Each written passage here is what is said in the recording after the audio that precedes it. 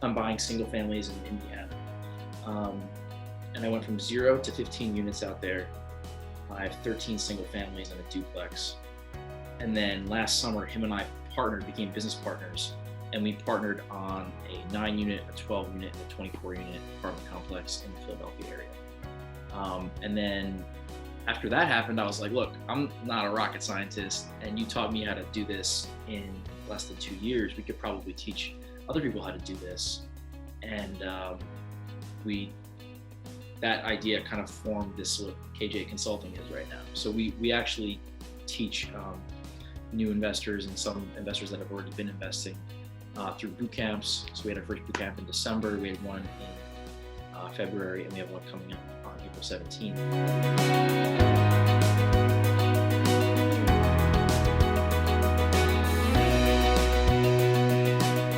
Welcome guys to another amazing episode. This time we got Joe Meares with KAYJAY Consulting. He has a very exciting story. He's been an investor and a person that is very interested on his finances in getting far in life since he was 6 years old and he started investing with baseball cards. So I want to listen about, we all want to listen to the story. He's also very passionate on helping out people investing in real estate, helping people educating themselves on real estate. Joe went from 0 to 60 units in 2 years investing in real estate. And he was a mentor by KAYJAY. He was a guest of ours not so long ago, and his episode already aired. So please watch that episode.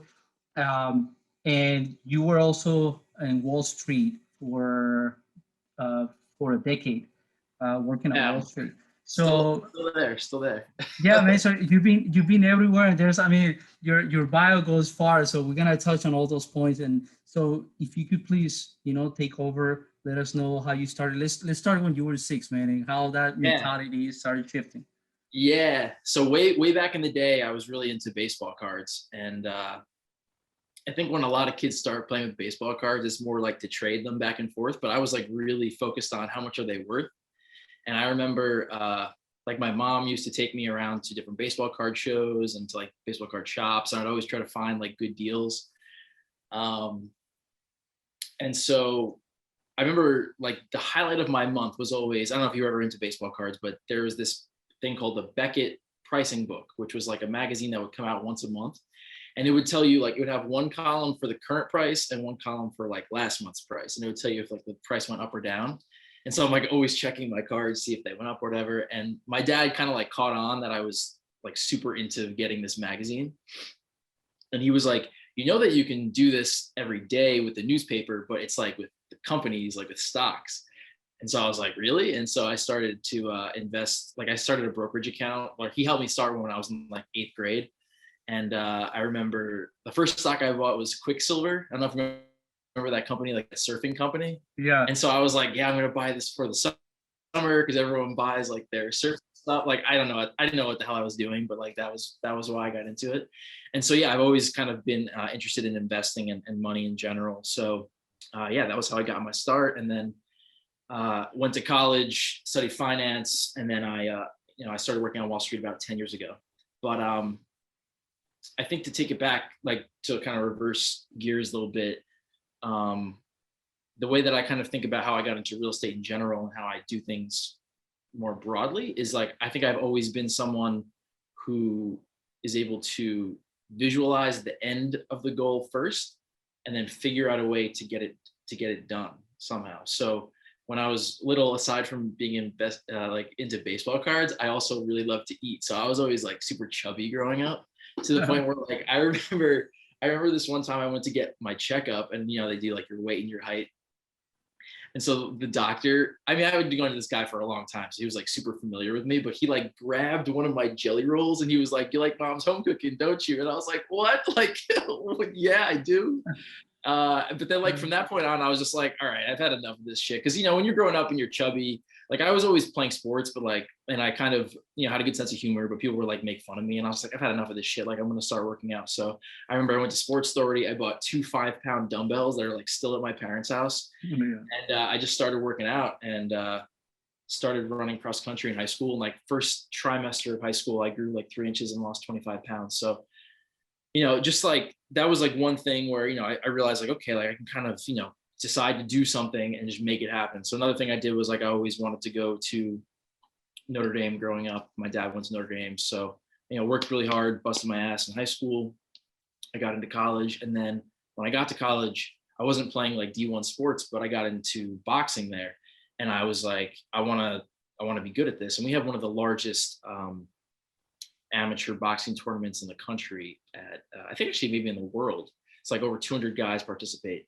And I remember when I was getting into it, people were like, are you sure you want to box? Because I was always like a nice kid growing up. I was literally an altar boy, and people were like, are you really going to get in the ring? And I was like, yes. Like, and I knew they weren't going to believe it until I actually did. So I was like, I'll show you guys.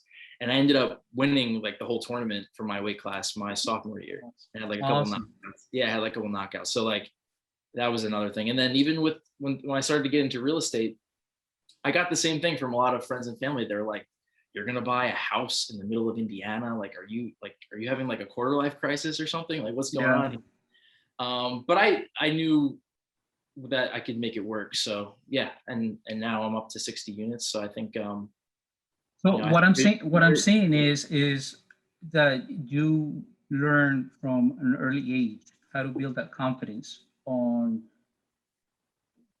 based on the perspective that you were seeing things. I want to get into that, where that perspective came from. But what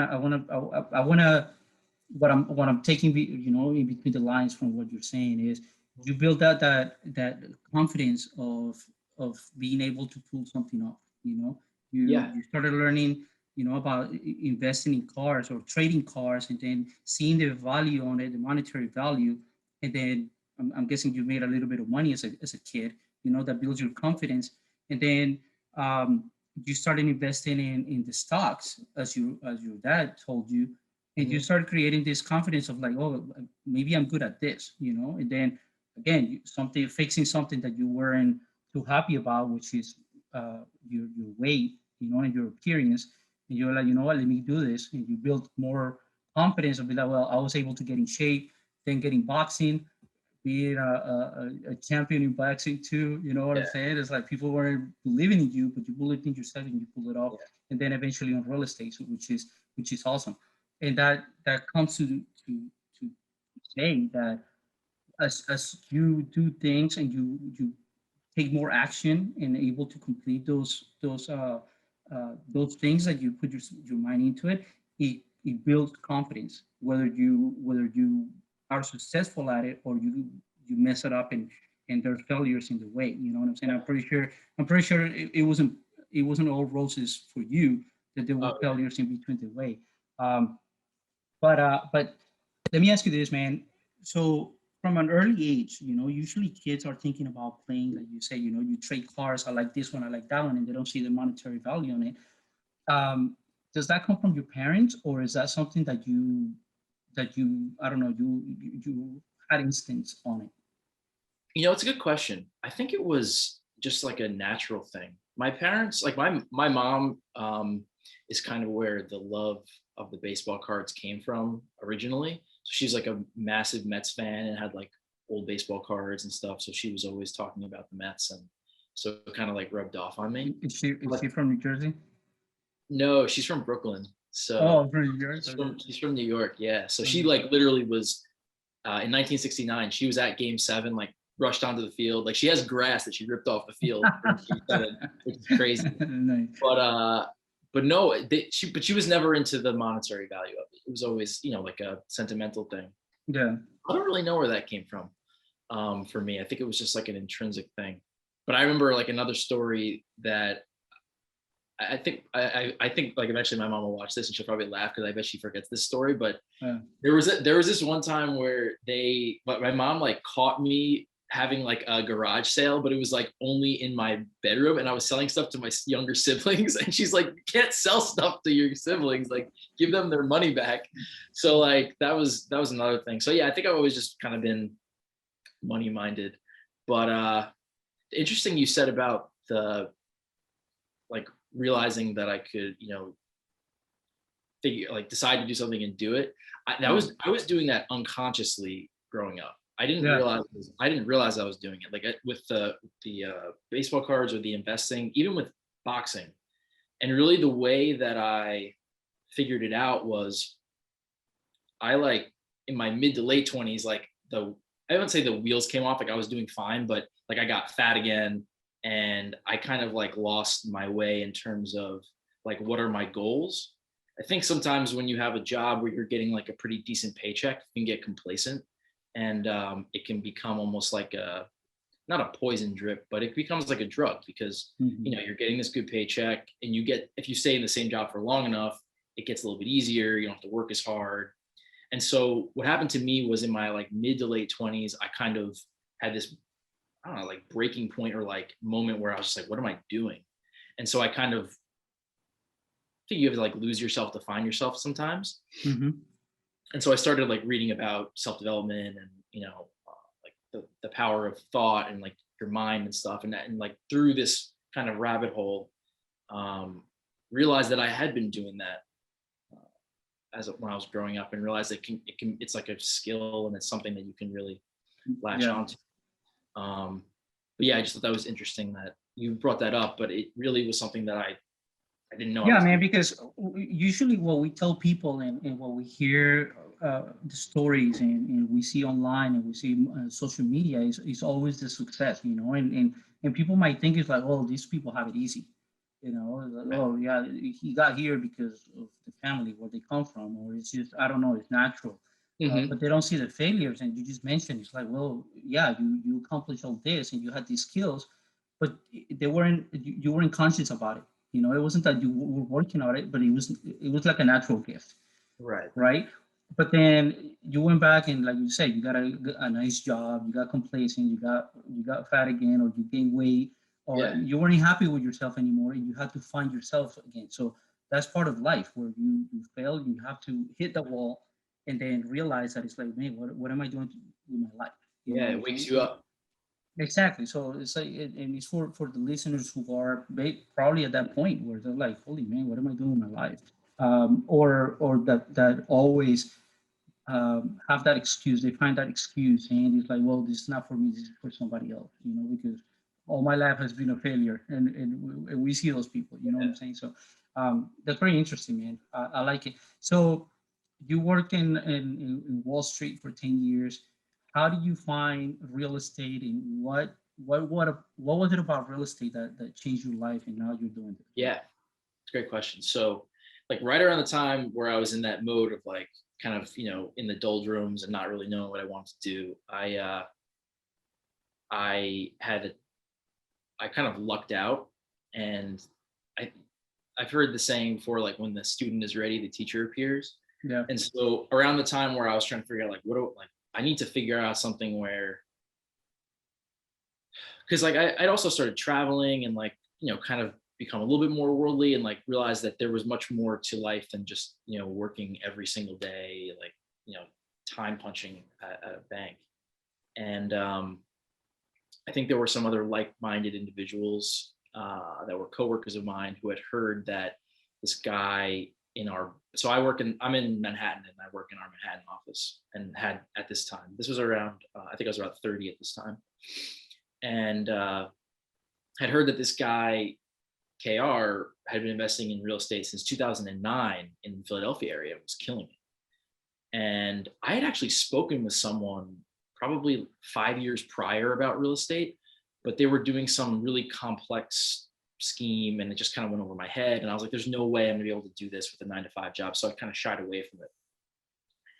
But this guy was nice enough to have a phone call with us and say like, and to explain what he was doing. So I was actually, I'll never forget, I was like on vacation with my family and went out into the parking lot of the hotel to take this call because, I was like, he's being nice enough to take some time out of his weekend. I should listen in. And he started explaining his process, and it was just super straightforward. He clearly was just like a diligent, hardworking guy. And you've talked to KR, he has like really good interpersonal skills. Yeah. So I was like, I think I could do this. And to the point where, like, from that day forward, I started annoying the hell out of him, like texting him constantly, like asking him real estate questions. And he's like, "Wow, you're really into real estate, huh?" And I was like, "Yeah, I was like, I really want to do this." And so that conversation was August 2018, and I bought my first property in October of 2018. But like through those couple months, like he really took me under his wing and started like legit coaching me. And so, I mean, I like honestly just lucked out. And then after that, he ended up moving to the New York office. We became a lot closer. I became one of his debt investors, and then I became an equity investor with him. And so, like, through this time, I'm buying single families in Indiana.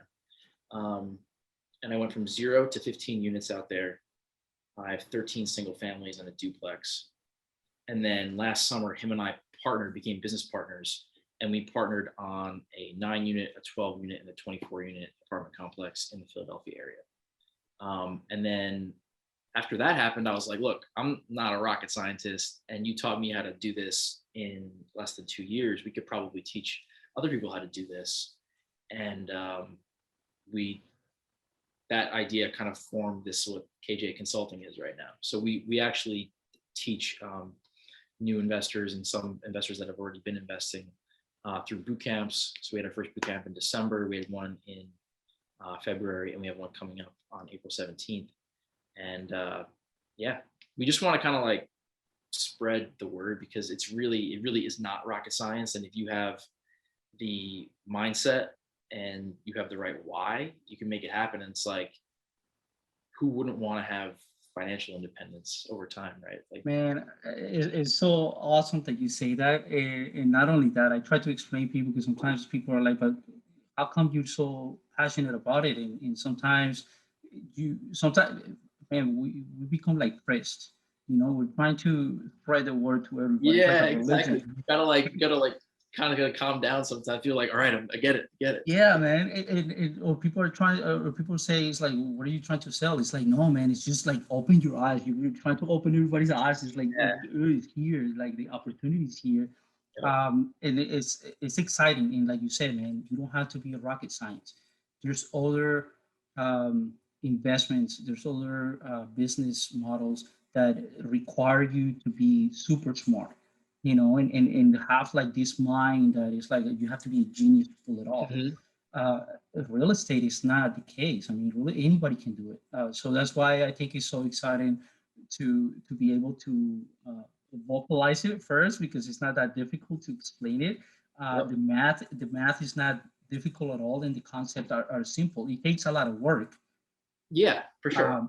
Exactly. It's not something easy. I don't want to say that it's easy, but is the concepts of real estate investing are pretty simple. Mhm. Just like your baseball cards, it's Yeah. basically the same thing with real estate at a larger scale.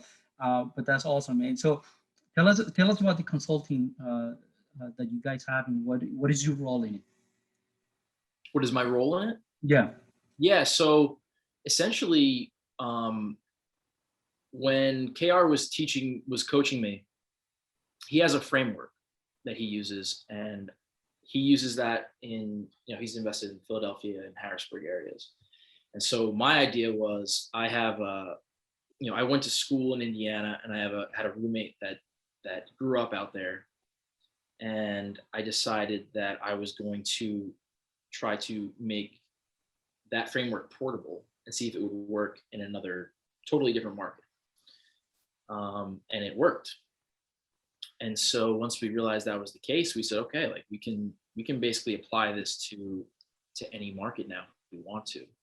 And so essentially what the KAYJAY Consulting is we, the way that we describe it is like, we give you the glove. All you gotta do is put the glove on, and you're good to go. But yeah, we teach, the way that the boot camp is set up is that we teach fundamentals first. And then we go through real case studies. We're showing you how to like look at a broader market, what metrics that we like to look at, and then take it down, once you have a market picked out, down to a neighborhood, and then even further down to in analyzing an individual property. The other cool thing about it is that you get access to both of our networks in the Philadelphia, Harrisburg areas, and Indiana, and then like we have the broader national network through our realtors.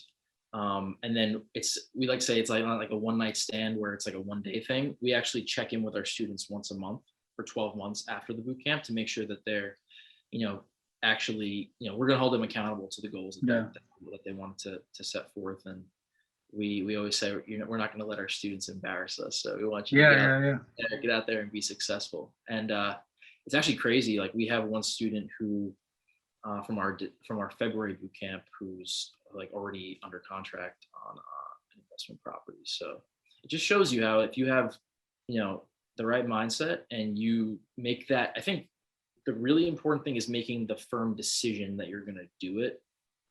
And then once you make that decision, you take action. I think a lot of people get stuck in analysis paralysis, like waiting for the right moment or waiting for the market to be a certain way, when in reality, like you never know what the market's going to do. And if you are, like we always say, if you're a good fisherman, you can find fish in a pond full of fish or a pond that doesn't have any fish in it. And so, we just want to like inspire people to know that they have the ability to do it at any time. And the best time to start is now. So for the people that are asking, because I mean, I don't know, I've been one of those students that try to study something and then just like you did with the first investor, where it was too complex, or probably you weren't ready. I don't know if it was financial, or maybe you're not in the mental stage to actually, I don't know, get into something like that. It probably looking back, I don't know if it was that complex as you tried to put it. Probably something difficult, simple, but you weren't there at that moment. For people that are listening to, and they're probably saying, it's like, man, I don't know, because I don't know if what do you think they need, or what is it that separates the student that actually is able to follow all the steps and pull it off, like take those actionable steps, versus the guy that is like, he goes in and a couple of weeks later they're just like, okay, whatever, man, it's like another course that I'm paying for and I'm out. Right.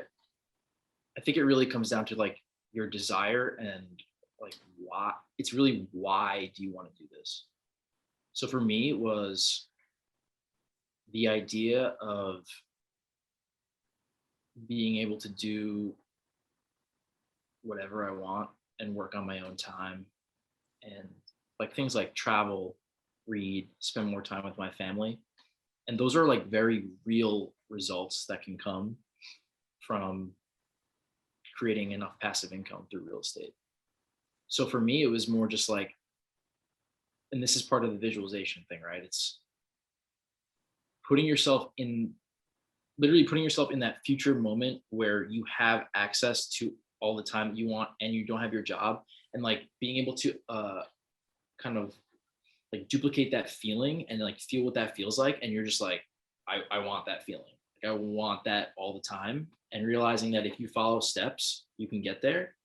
That just kind of like drives you forward. If you're kind of like comfortable, you like your job. I mean, it's fine if you like your job, or, you don't really have hobbies that you want to spend time doing.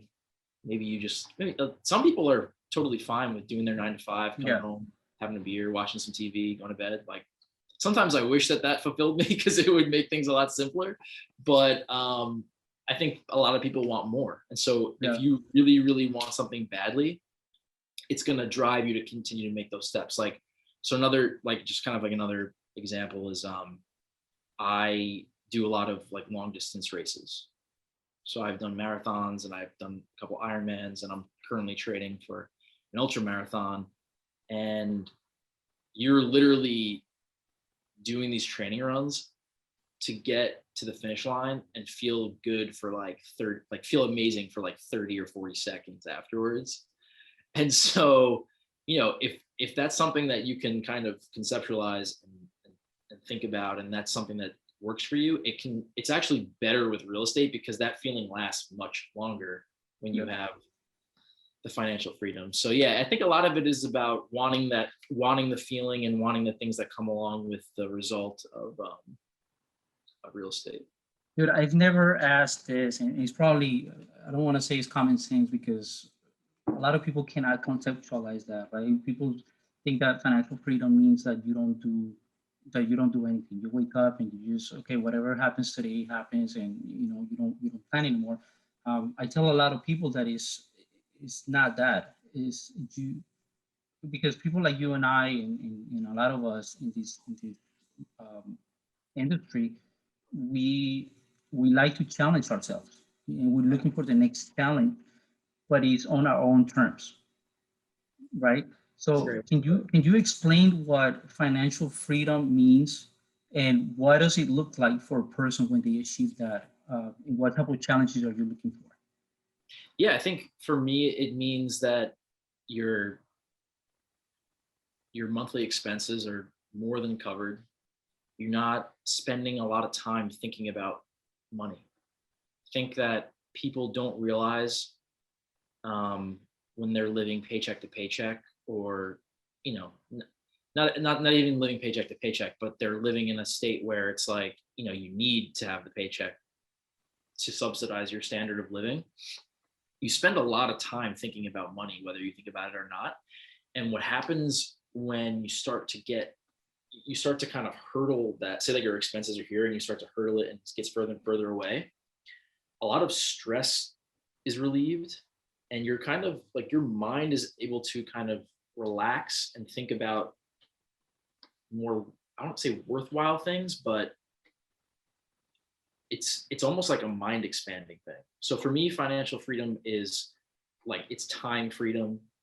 And when I say time freedom, it's where am I spending my time, and I'm spending my thought time. Because when you have like when you set up, a real estate machine that's bringing in monthly paychecks, all of a sudden you're like, okay, my rent is covered, my food is covered, and if you have a family, like obviously you want to be able to cover your family's expenses. Like now, and I don't have to go to my 9 to 5 anymore. That's a lot of time. Because if you think about it, like I'm working at an investment bank job, which is, it's not, it takes a lot of mental energy to do that job. And I'm still able to do the real estate stuff on the side. And so if you have a 9 to 5 and you can do real estate, when you take the 9 to 5 away, imagine what you can do. Like you can start a nonprofit, you can, I could, I'm a gym rat. Like I love working out, I love running, Mm-hmm. I love doing all that stuff. So, but I also am like a huge nerd. So I love to read.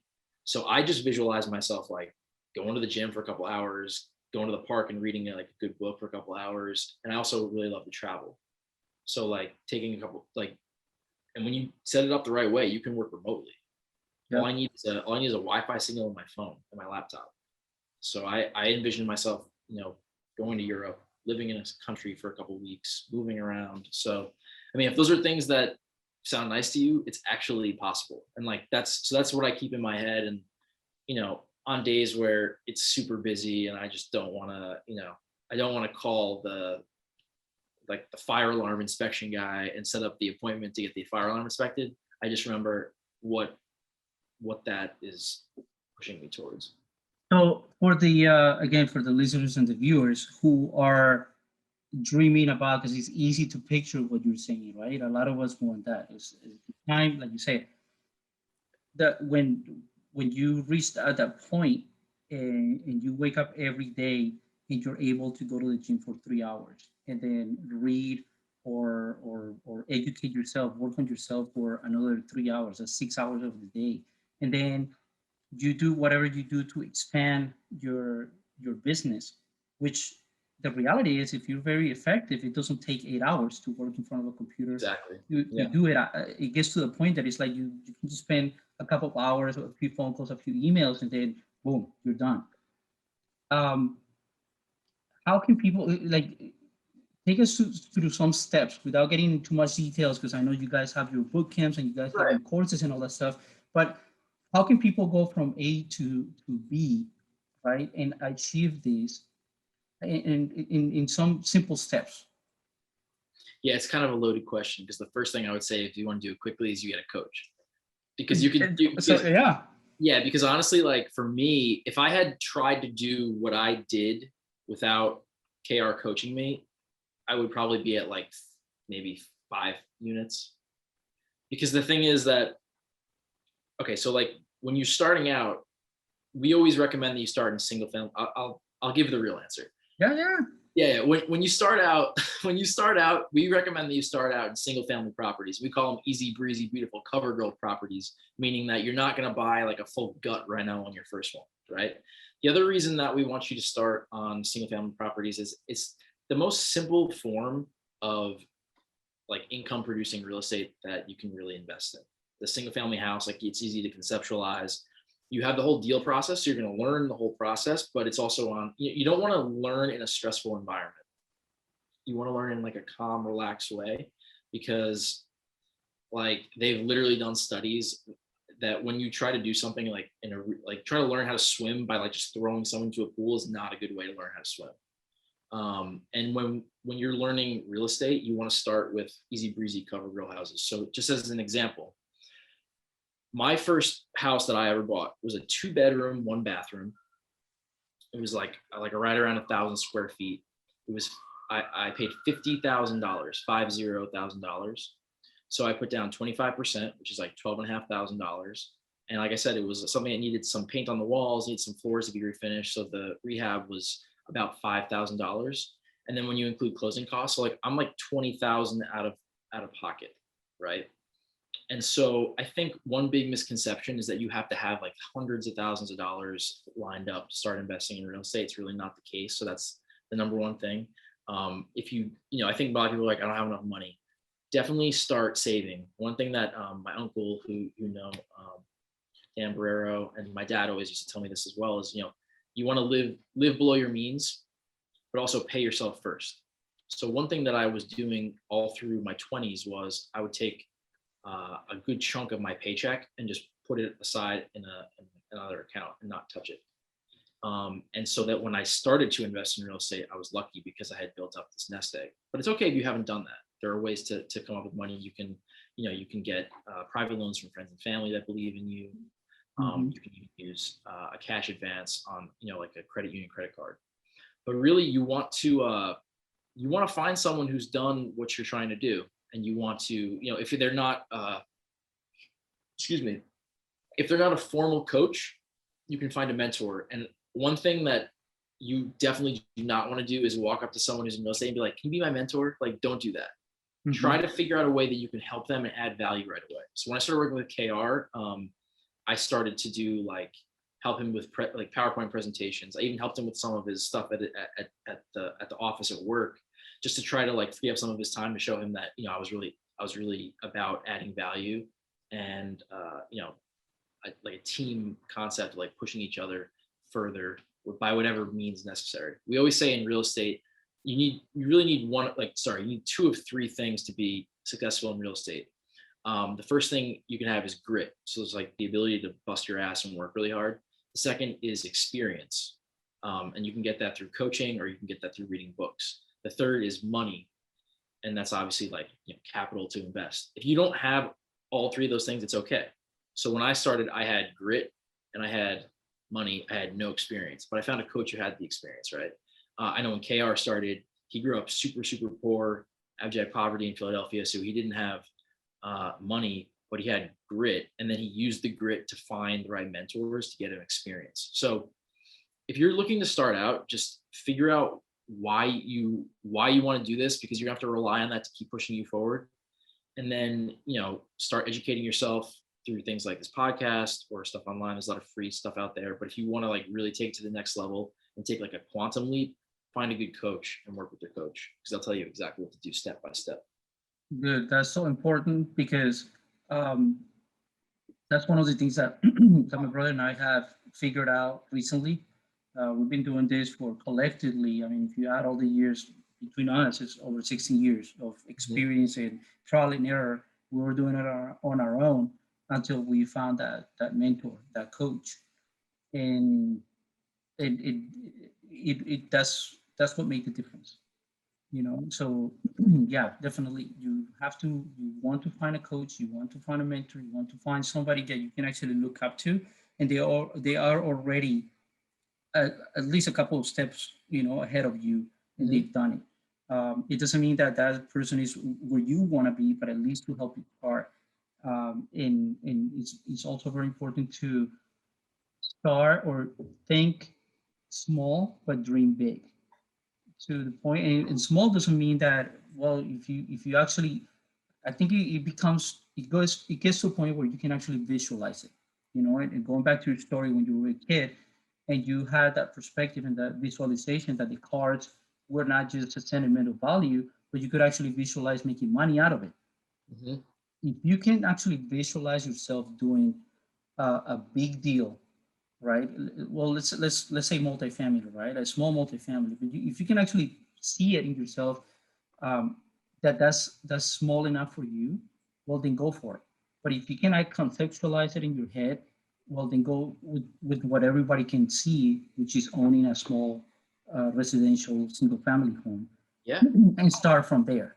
Um, so that's so important, man, that you brought that up, the, um, the coaching and the mentorship, because it will definitely put you in the right path, and it will save you tons and tons of money and also time, which Absolutely. is most importantly. Like I said, my brother and I, one of the things that we did was did it on our own, and it costs a lot of money. It takes a lot Yeah. of time. Yeah. Uh, Exactly. yeah, and it's also more difficult to stick to it when you're doing it on your own, because you cannot figure out what is it that you're doing wrong, It's because like there's you're there's yourself nowhere up. exactly. You hit the wall and you're like, what am I doing wrong? What am I doing wrong? And finally, when you're able to push through that wall, that's when you realize, oh, I've been doing it wrong. Well, I wish I had somebody, or I knew somebody, or I had the I don't know, because a lot of us don't do it because we don't want to get scammed, you know. And that's one of the things you have to go to reliable people, and Yeah. somebody that's actually doing it, and Well, there figures it are a out. lot. There are a lot of frauds out there for sure. Exactly. Yeah, I mean, so yeah, it's really important for those out there that your answer is right on the spot, man. That's basically where I wanted to get. Uh, I mean, I thought you were gonna give me more steps, but dude, that's the answer. Yeah, you get it. And the reason why is because there's no black and white on how to do things, how to invest in real estate. Everybody does it differently. There's so many ways, so many creative ways Mm-hmm. that yeah, I mean the most common way is this and this, but other people are doing it different ways. They have different ways of doing it, different markets. You invest in different markets than we do. You have different backgrounds, so that helps a lot, different networks. So that's awesome, man. So I really appreciate it, man. Your story is very exciting. I like it. It's one of the few Thanks. people that started since you were so little, and I like the perspective that you brought up to this, man. So with that said, man, where can people find more about you? Yeah. So the best place to find information on us is our Instagram page. So it's at KJ Consulting. That's at KAYJAYCONSULTING. And then once you get there, you can follow us. And we also have a link to our website in our bio. And that's where you can sign up for one of our boot camps, or you can sign up for a one-on-one consultation. And yeah, we're dropping like a lot of knowledge on the Instagram page. We have, motivational Mondays. We have quick tip Tuesdays, workout Wednesdays, because I'm also a personal trainer on the side. So we like to give kind of like a holistic approach to like mental, physical, financial fitness. So And you need that. and then we have financial literacy Fridays, and we're always dropping, definitions, case studies about different properties that we've worked on, and then we'll show you like random stuff from in the field videos and pictures. So yeah, we think we got a cool page, so you guys should, yeah, definitely follow us. That's awesome, man. And one last question in regards to the course. So you have a boot camp. How long is the boot camp? Yeah, so the boot camp is Saturday, April 17th, and it's from 10 a.m. Eastern to 2 p.m. Eastern. But like I said, we're gonna stay in touch with you. We're gonna keep following up once a month for 12 months, and then we also have we're gonna be doing a multifamily mastermind in May, which we can also talk to you about if you're interested in that. But yeah, Definitely. Awesome, man. Any Instagram, Facebook, anything else?